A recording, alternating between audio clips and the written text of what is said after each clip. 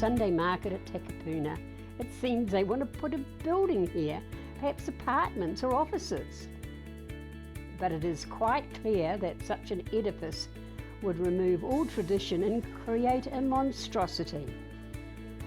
This market is home for many fine people whose Sunday is here, not under a steeple. The styles, the shouts, the language all seem to mix so well in this colourful scene. So much colour and races from afar. There are Chinese and Indians and perhaps even a Tsar, all selling wares such as bread, tools and veggies. There's even a man who's selling some wedges. There's bric-a-brac and flowers of glorious hues. There are buskers strumming out some popular tunes.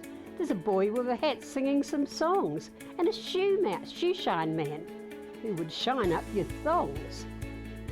Germans and French offer goodies from home. They're cooked fresh today, that sausage and scone. We see neighbours and family and much more, and yet new friends at the market whom we've just never met. There would be no pleasure in building so tall at the market which gives such pleasure to all. So full of fun and characters to greet, this is the place we all love to meet. It says that the Anzac Street car park, our marketplace, has been poorly utilised for some 50 years. This site has potential to be used for new housing and retail shops. In other words, he wants to see 9-storey buildings on our marketplace. The future of the Anzac Street car park is our Aotea Square.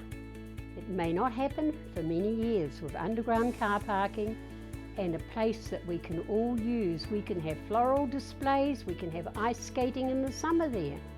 We can have markets every Sunday, we can have markets any day of the week. We could have our Anzac parade, which we have up to 5,000 people attend. We must plan for open space. With Takapuna going higher and higher with apartments, this open space is precious to everybody in our area. We need to plan it for the future.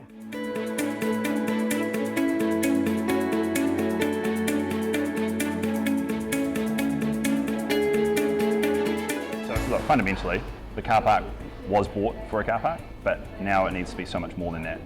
We need to get as much out of our open spaces as we possibly can, and Anzac Street car park as it is now, or the Anzac Quarter, which is what it should be, are two different concepts around the same fundamental idea, which is we need to breathe life back into the beating heart of Takapuna.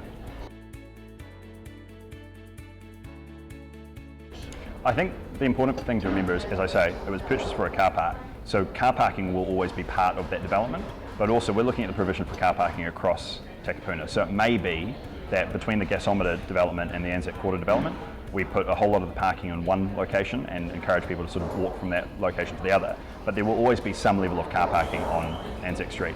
The question really is, what do we do with the market? Because at the moment it sits on that open space. The Glenfield night markets are in a multiplex car park, so do we, because that's probably the kind of car parking we'll have on Anzac, multiplex car parking, do we move them into the multiplex or do we move them down to Hurstmere Road?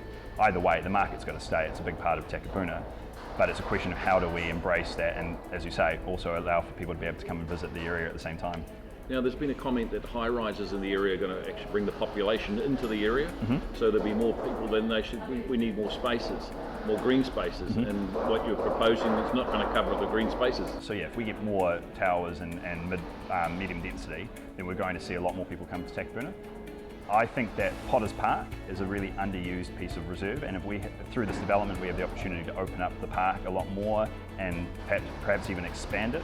And in doing so, we can enhance the usability of that space, just like we did with the Hurstmere Green. That wasn't used anywhere near as much as it is now, because we've enhanced the space and turned it into a plaza. So if you're planning to take away an open space, you're also planning to put one back in? Well, yeah, I think is that a ruling for council, or is that just your personal thoughts? It's definitely part of the development. The development has to have human scale, it needs to have public open spaces, it needs to have activation, it needs to have all those sorts of things. But I mean, I would essentially argue that the car park has the ability to be a much better used public space, and if we have some really good alleyways activated there, if we've got a bigger park, if we've got more sort of programs operating through there, then I think that's going to provide that kind of public use in open space.